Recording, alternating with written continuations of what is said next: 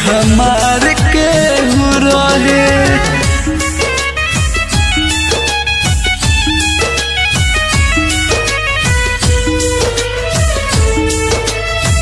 Music by अनूप कुशवाहा।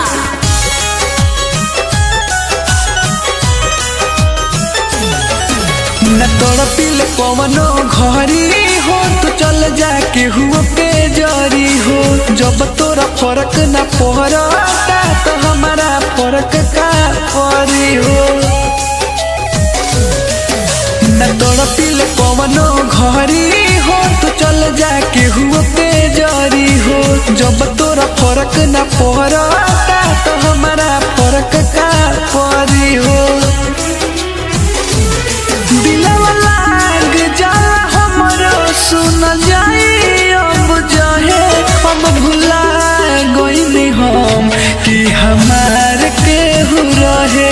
अब भुला गइनी हम कि हमार केहू रहे।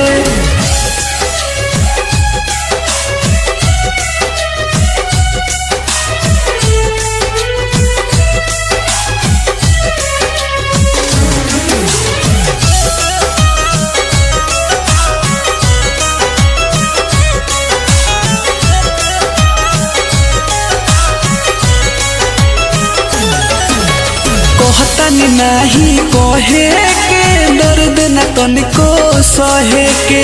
लागे गइल बा आदत हो हमरो अकेले रहे के। कहतनी नहीं कहे के दर्द न तनिको सहे के।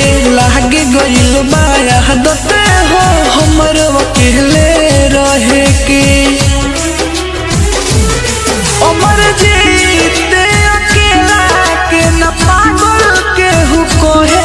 हम भुला गइनी हम कि हमार केहू रहे। हम भुला गइनी हम कि हमार